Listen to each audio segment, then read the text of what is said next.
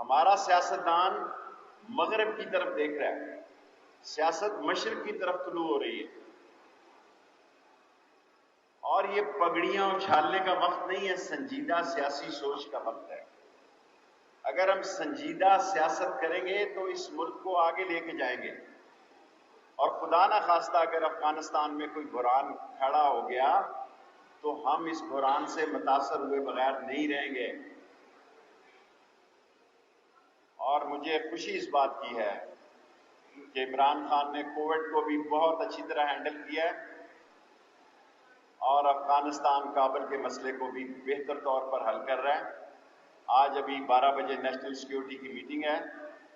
اور وہ اہم میٹنگیں ہولڈ کر رہے ہیں۔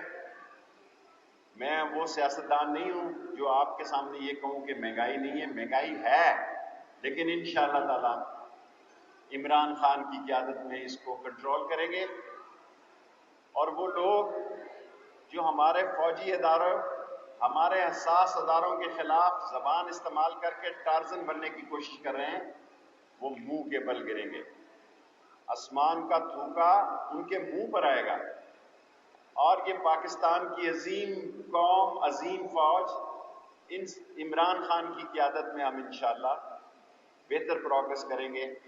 اور 5 منٹ پورے ہو گئے، سوال۔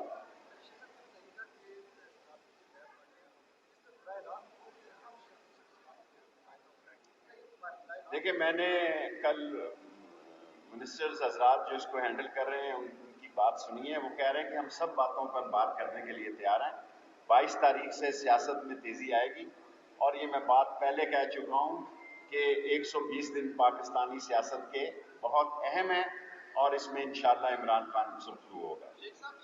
پہلے سوشل میڈیا پر پھر ادھر ادھر سے باتیں کی جاتی تھی، بڑے ہمارے دفاعی اداروں کے